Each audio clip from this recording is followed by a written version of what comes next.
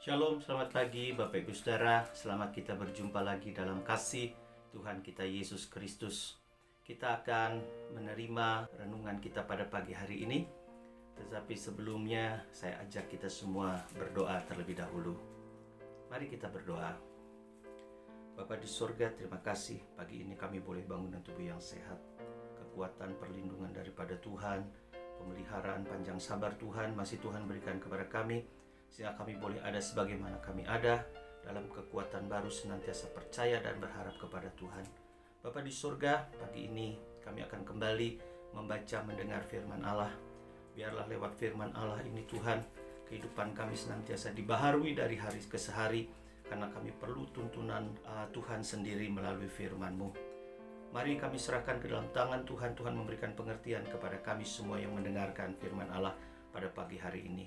Kami menyerahkan segala sesuatunya di dalam nama Tuhan Yesus Kristus, Kau Gembala kami yang baik, Kepala Gereja dan mempelai pria yang mengasihi kami.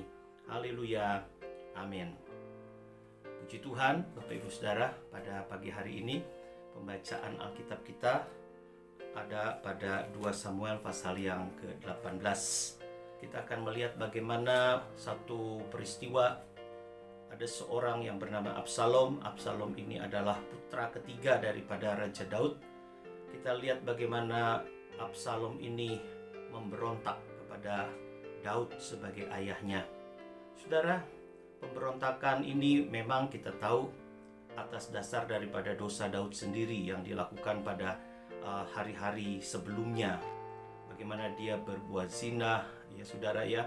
Kemudian lewat Nabi Nathan, Allah sendiri berfirman bahwa kerajaan Daud itu ke depan akan mengalami banyak masalah karena dosanya. Memang akhirnya Daud menyesal, Daud diampuni, tetapi kita lihat bagaimana setelah itu kerajaan Daud berkali-kali masuk di dalam permasalahan, khususnya permasalahan keluarga. 2 Samuel 18 ayat 7 sampai ke 15, kita lihat bagaimana di situ Absalom akhirnya menemui kematiannya. Ya, karena bagaimanapun juga Daud adalah pribadi yang dibela Tuhan.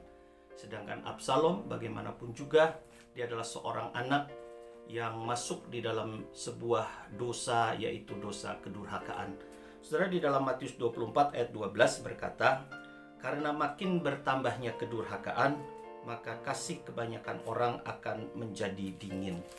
Kita lihat bagaimana akhirnya Absalom ini menjadi dingin hatinya, karena mungkin dia merasa bahwa kehidupannya adalah yang pantas untuk kemudian menampuk pimpinan sebagai raja, untuk bisa meneruskan pemerintahan daripada ayahnya. Tetapi kita lihat bagaimana dia tidak sabar, sehingga dia mengadakan pemberontakan, kemudian mengajak sebagian besar orang Israel melakukan kudeta, menyerang ayahnya sendiri.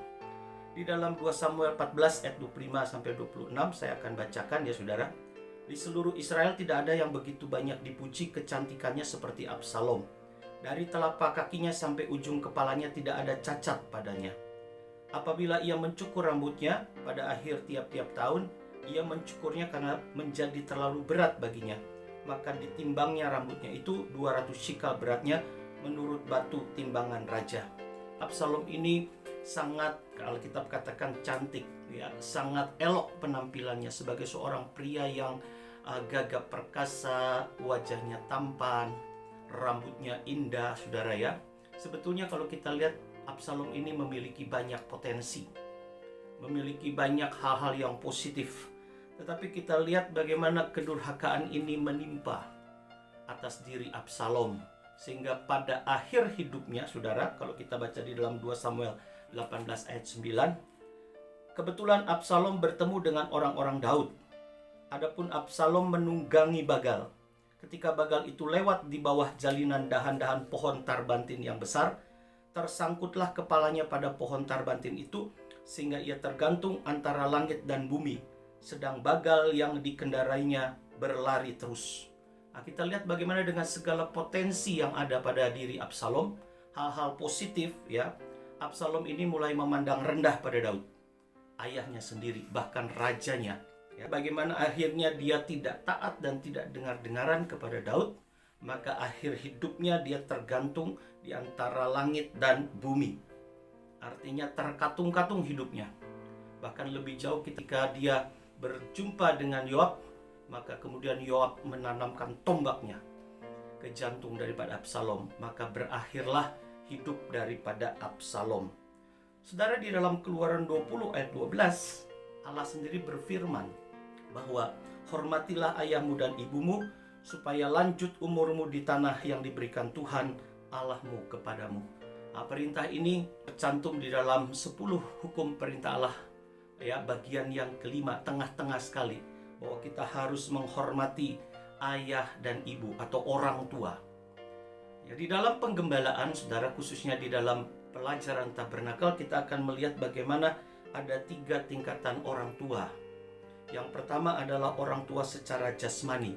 Ini digambarkan di dalam tabernakel ini adalah halaman tabernakel. Orang tua jasmani ini sudah melahirkan kita secara jasmani, ya. Ini harus digarisbawahi, ya. Kalau tidak ada orang tua, pasti tidak ada kita. Karena itu kita harus hormat kepada orang tua jasmani yang melahirkan kita, ya. Kita perlu menaruh hormat kepada orang tua kita. Sepandai-pandainya kita, ya, setinggi-tingginya jabatan kita, kita wajib menghormati dan mentaati orang tua jasmani. Bukan menyembah, tetapi menghormati. Sebab yang disembah adalah Tuhan, hanya Tuhan. Tetapi orang tua wajib dihormati. Efesus 6 ayat 1-3 berkata begini, saudara. Hai anak-anak, taatilah orang tuamu di dalam Tuhan, karena haruslah demikian. Hormatilah ayahmu dan ibumu. Ini adalah suatu perintah yang penting seperti yang nyata dari janji ini, supaya kamu berbahagia dan panjang umurmu di bumi. Nah ini, saudara, ya, ketika kita menghormati orang tua kita, maka Tuhan sendiri berkata, panjang umurmu di bumi. Kita diganjar dengan usia lanjut di dalam kekuatan dan perlindungan daripada Tuhan. Kemudian yang kedua, saudara, orang tua rohani, ya, yaitu gembala. Gembala manusia. Ini terkena kepada ruangan suci di mana kita disucikan. Mengapa kita harus hormati gembala, saudara? Gembala ini ikut serta dalam proses kelahiran kembali. Ya. Kelahiran kembali itu diarahkan oleh gembala. Gembala inilah yang terus-menerus menuntun di dalam firman penggembalaan. Ya. Bukan gembala yang melahirkan, tetapi gembala ikut serta dalam proses kelahiran kita kembali. Kelahiran daripada sidang jemaat Tuhan. Gembala turut serta, ya, untuk bisa mengarahkan kita senantiasa kepada firman penggembalaan, firman pengajaran yang benar, ya. Lewat firman Allah, dimandikan lewat air dan firman. Itu ada di dalam Efesus 5 ayat 25 dan 27. Jadi fungsi daripada firman adalah memandikan dengan air dan firman, hasilnya ada penyucian, ya. Kita perlu menghormati. Ibrani 13 ayat 17 berkata, taatilah pemimpin-pemimpinmu dan tunduklah kepada mereka, sebab mereka berjaga-jaga atas jiwamu sebagai orang-orang yang harus bertanggung jawab atasnya. Dengan jalan itu mereka akan melakukan dengan gembira, bukan dengan keluh kesah, sebab hal itu tidak akan membawa keuntungan bagimu. Ya, kita menghormati gembala yang sungguh-sungguh dipakai Tuhan. Berjaga-jaga menyatakan doa penyautannya kepada Tuhan, sehingga nama-nama domba sidang jemaat yang dipimpinnya senantiasa dibawa kepada Tuhan untuk senantiasa menjadi korban unjukan, ya saudara, ya. Yang ketiga adalah orang tua sorgawi. Ini Bapa kita di sorga di dalam nama Tuhan Yesus Kristus. Ini menunjuk kalau di dalam tabernakel adalah terkena kepada ruangan maha suci, di mana kita didorong dalam satu kesempurnaan untuk bisa bersanding bersama dengan Yesus sebagai mempelai pria sorga. Yesus yang melahirkan kita kembali lewat kematiannya di atas kayu salib Golgota, lewat darahnya yang tercurah khususnya bagi kita, saudara, ketika lambungnya terbuka, darah dan air keluar. Itulah proses kelahiran bagi gereja. Kita menyerahkan hidup hanya kepada Tuhan yang sudah melahirkan kita kembali. Inilah 3 orang tua yang perlu kita hormati selama kita ada di dalam bumi, yaitu orang tua jasmani, orang tua yang melahirkan kita.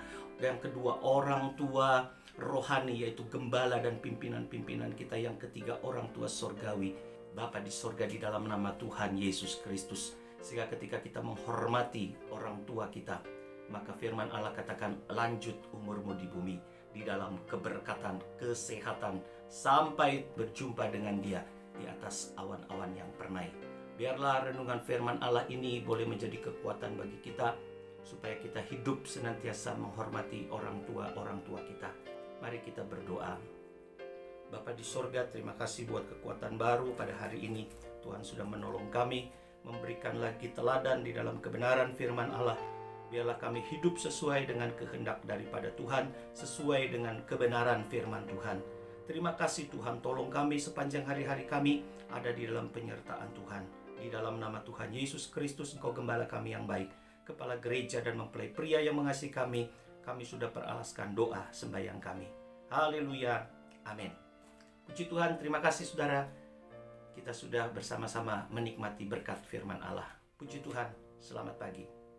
Haleluya.